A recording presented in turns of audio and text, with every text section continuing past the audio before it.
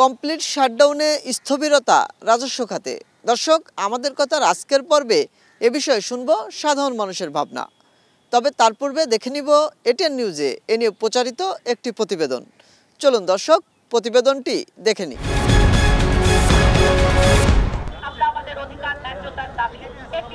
NBR chairman Abdur Rahman খানের পদত্যাগের দাবিতে চলা আন্দোলন রূপ নেয় কমপ্লিট শাটডাউনে। পূর্ব নির্ধারিত কর্মসূচি বাস্তবায়নে দেশজুড়ে আঞ্চলিক দপ্তর ও কাস্টমস হাউসগুলোতে বন্ধ থাকে কার্যক্রম।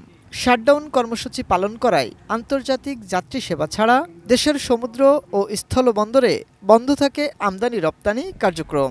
স্থবির থাকে রাজস্ব সংগ্রহ। পূর্ব নির্ধারিত কর্মসূচি বাস্তবায়নে সকাল থেকেই রাজধানীর জাতীয় রাজস্ব ভবনের সামনে অবস্থান নেন এনবিআর কর্মকর্তা কর্মচারীরা।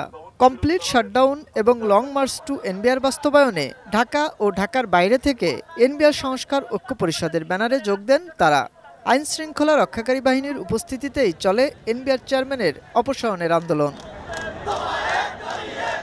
বেলা ৩টা নাগাদ রাজস্ব ভবনের সামনে এক সংবাদ সম্মেলনে কর্মকর্তা কর্মচারীরা এনবিআর চেয়ারম্যানের অপসারণের দাবি আদায়ে অনড় থাকার কথা জানান। ২৯ জুন ২০২৫ খ্রিস্টাব্দ তারিখ থেকে ট্যাক্স, কাস্টমস ও ভ্যাট বিভাগের সকল দপ্তরে লাগাতার কমপ্লিট শাটডাউন যথারীতি চলবে। সকল দপ্তর থেকে এনবিআর অভিমুখে শান্তিপূর্ণ মার্চ টু এনবিআর কর্মসূচিও যথারীতি পালিত হবে।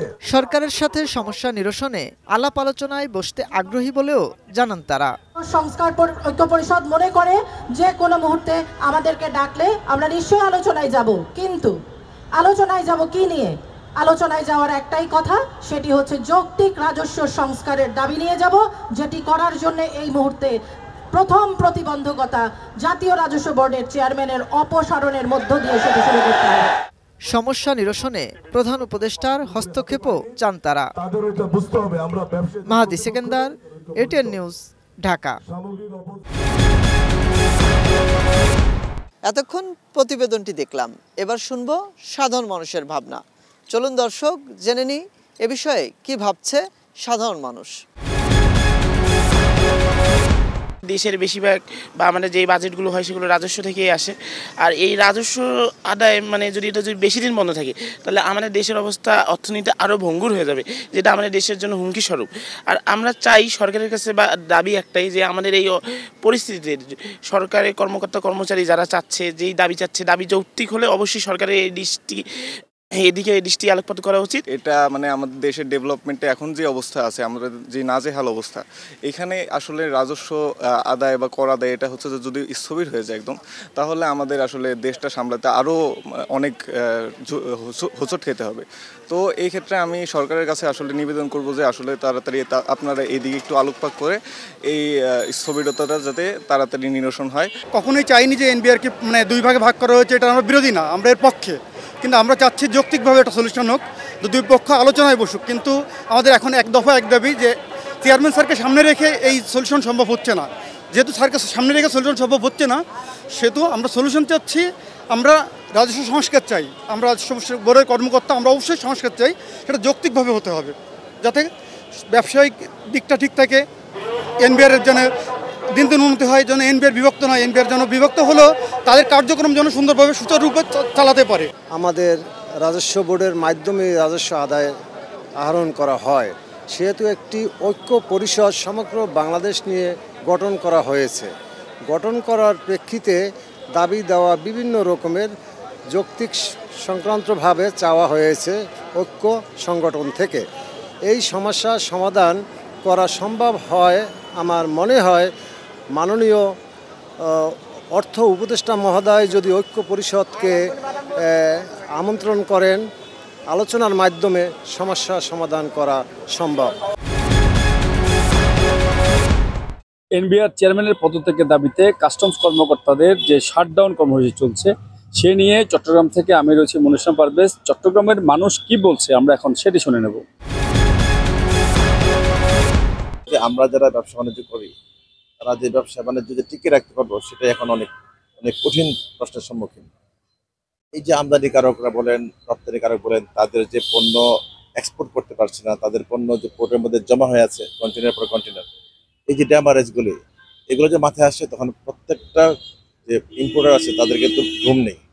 প্রতিদিন হচ্ছে 4 গুণ করে হচ্ছে আমাদের ড্যামারেজের যে চার্জ, সেই চার্জ যদি তারা দিতে যায়, তাহলে দেখা যাবে অর্থনৈতিকভাবে তাদের কিন্তু অবস্থা খুবই খারাপ হয়ে যাবে। কাস্টমের সাইন ছাড়া তো কোনো কাজই হবে না। একটা আমদানি বা রপ্তানি যে কোনো ডকুমেন্ট কাস্টম তারা যে দায়িত্বশীল, তারা রেভিনিউর যে মূল দায়িত্বে আছে, তারা যদি পেপারে সিগনেচার না করে, একটা পেপারের কার্যক্রম যদি সম্পূর্ণ না হয়, তাহলে ওই পেপার নিয়ে জেডিতে যাওয়ার কোনো দরকার নেই, শিপিংয়ে তো যাওয়ার দরকার নেই।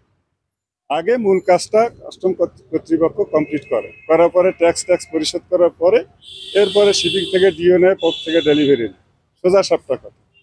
এখন যেহেতু কাস্টম কর্তৃপক্ষ তারা শাটডাউন করছে, এটা জরুরি ভিত্তিতে সরকারের সাথে একটা বসে যেভাবে দ্রুত শেষ করা যায়, দেশের স্বার্থে, দেশের রাজস্বের স্বার্থে যত দ্রুত সম্ভব এই পরিস্থিতিটাকে সমাধান করা দরকার।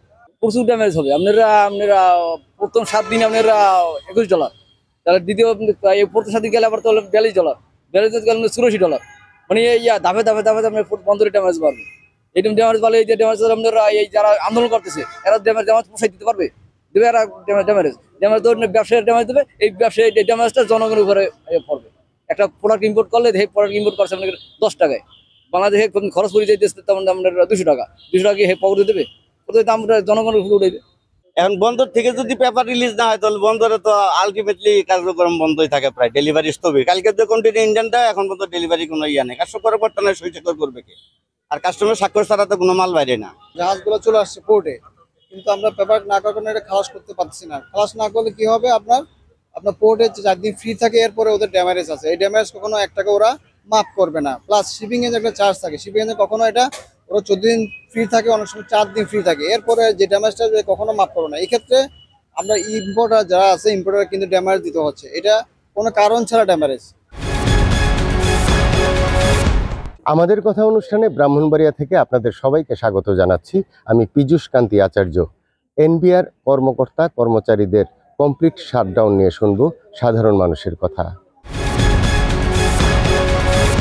ফুট হয়েছে 100% রপ্তানিমুখী, তো এইটা দিয়ে সরকারে লাখ লাখ টাকা রাজস্ব আয় করতেছে।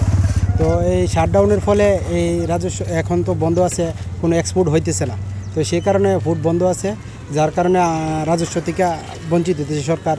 আর প্লাস আমাদের যে অত্র এলাকার এই শ্রমিকরা যে কাজ করতো তাদেরও একটা বেনিফিট হইতো। তো এই শাটডাউনের ফলে তাদেরও ইনকামটা এখন আপাতত বন্ধ আছে। তো সব মিলে একটা আমরা ক্ষতিগ্রস্তর দিকে আছি। শাটডাউন মানে দেশের অনেক আর্থিক ক্ষতি, যত তাড়াতাড়ি সম্ভব এগুলো সংশোধন করে আবার পুনরায় বন্দরগুলো চালু করার জন্য আমাদের বিশেষ আহ্বান থাকলো। আর বিশেষ করে গত কিছুদিন আগে, গত 17ই মে সম্ভবত, ভারত থেকে একটা যে নোটিফিকেশন আসে, এটা থেকে এই যে 7টা আইটেম আমাদের কাছ থেকে তারা নেবে না বললে আমাদের এই এসআরও জারি করে, সেক্ষেত্রে আমরা অনেক ক্ষতিগ্রস্ত। আমি একজন রপ্তানিকারক, আমার সেই থেকে এখন পর্যন্ত আমার শিপমেন্ট বন্ধ আছে। প্রতিদিনে আমাদের মাছ রপ্তানি হতো প্রায় 40 থেকে 50 হাজার কেজি মাছ রপ্তানি হইতো। তো সেই সুবাদে আমাদের যে প্যাকেট হয়েছে, মাছের যে প্যাকেটজাত হয়েছে, প্যাকিং সেন্টারে মাছগুলো এখন পড়ে আছে। এই প্যাকিংটা যদি আমরা বাজারজাত না করতে পারি, আমাদের মাছগুলো এখানে পড়ে থাকবে, বিধে আমাদের মাছগুলো নষ্ট হবে, বাজারজাত হবে না। সঠিক সময় আমরা যে মূল্যটা পাওয়ার কথা ওইটা আমরা পাবো না। দর্শক, আমাদের কথার আজকের পর্ব এ পর্যন্তই। আবারও দেখা হবে নতুন কোনো বিষয় নিয়ে, ভিন্ন কোনো জায়গা থেকে। ততক্ষণ ভালো থাকুন, সুস্থ থাকুন, এটিএন নিউজের সাথেই থাকুন।